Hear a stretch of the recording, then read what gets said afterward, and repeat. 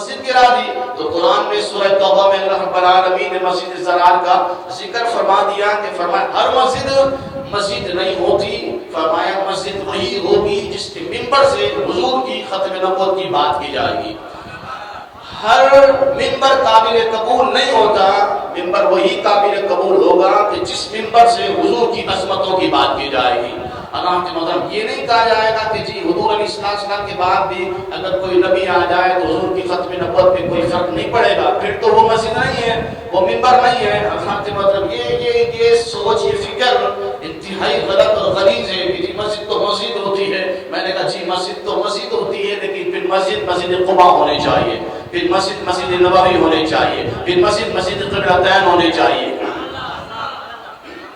پھر مسجد ضرار نہیں ہونی چاہیے، کیونکہ یہ دور رسالت، دور صدیق کی بات نہیں ہے، دور عمر کی بات نہیں ہے۔ آپ کہتے ہیں یہ تو صدیق اکبر کا عمل تھا، اس پر قرآن کی آیتیں کھڑی ہیں۔ جب حضور علیہ السلام نے مسجد گروا دی تو رب نے قرآن کی آیتوں پر نزول فرمایا اور رب نے بتایا کہ محبوب اس مسجد کی بنیاد نفاق پر تھی، اس مسجد کی بنیاد تفرقے پر تھی، اس مسجد کی بنیاد امت کو تقسیم کرنے پر تھی۔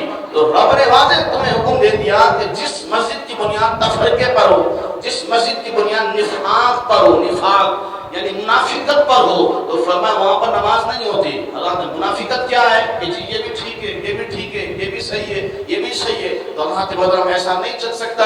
اور یہ کاملین نے اہدنا الصراط المستقیم پر عمل کرتے ہوئے اللہ کے بدر عملی تفسیر بن کر بتایا کہ جی ہر چیز صحیح نہیں ہو سکتی، صحیح وہی ہوگا جو حضور تاجدار کائنات امام الانبیاء کے طریقہ کار پر ہوگا، حضور کے طریقہ کار پر ہوگا، میرے اور آپ کے طریقہ کار پر نہیں ہوگا۔ آپ کہیں جی میرا جو طریقہ ہے، نہیں، آپ کا کوئی طریقہ ہی نہیں ہے، ہم آپ کے طریقے کو مانتے نہیں۔ طریقہ مصطفیٰ کریم علیہ السلام کا ہوگا، فرمان مصطفیٰ کا ہوگا، حجت نبی کی بات ہوگی، دلیل مصطفیٰ کی بات ہوگی۔ حضور کی بات کے سامنے کسی کا بھی قول آئے گا ہم نہیں مانیں گے، کسی کا بھی فرمان آئے گا ہم نہیں مانیں گے۔ سب سے بہترین ذات، سب سے بہترین نمونہ اللہ نے جس ذات کو بنایا وہ میرے نبی کی ذات ہے۔ میرے نبی کے اندر کوئی کسی چیز کی معاذ اللہ کوئی کمی ہو تو لا کر دو نا۔